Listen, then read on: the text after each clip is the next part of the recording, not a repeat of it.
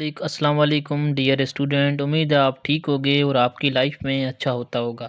आज रेशो के मुताबिक हम वर्डिंग प्रॉब्लम में क्वेश्चन उठा रहे हैं। The ratio between the marks obtain by Sunny and Umer is 3:2 and Sunny and Umer is 4:3। Then ratio between Umer and Nazir.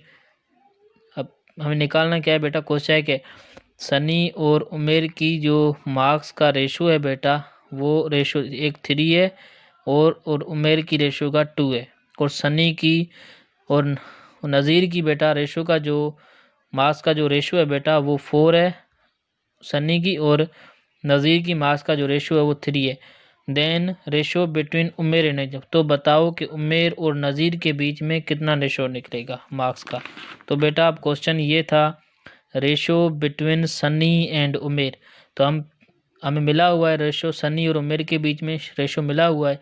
तो बेटा S/N, ठीक है बेटा, वो 4:3 मिला हुआ है। एक दूसरा रेशो हमें मिला हुआ है सनी और नज़ीर के बीच में, वो 4:3 है बेटा, ठीक है। तो बेटा एस के नीचे बेटा क्या किया हमने, 3 रखा। 3 क्यों रखा बेटा,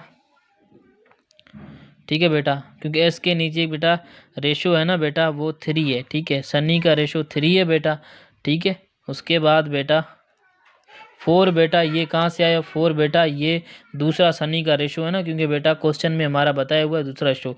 और उमेर के नीचे यू है ना, ये हम पहले फार्मूला बनाएंगे S/U/N, ठीक है बेटा। तो यू के नीचे बेटा क्या करेंगे, हमें क्वेश्चन में मिला हुआ है उमेर। उमेर का जो रेशो है बेटा वो कितना है, 2 है, ठीक है बेटा।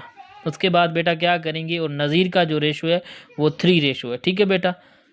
तब ये हम करेंगे, ठीक है बेटा।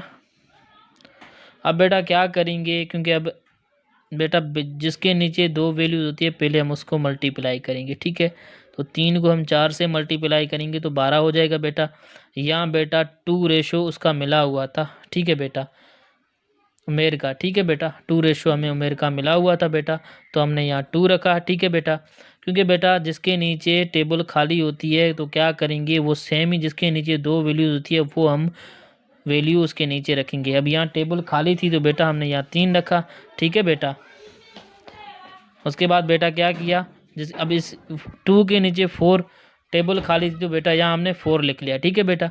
जिसके नीचे बेटा टेबल खाली होगी वह हम इस दोनों का, जिसके नीचे 2 वैल्यू, दो वैल्यू इसके नीचे है तो बेटा 4 हम इसके नीचे देंगे, ठीक है बेटा।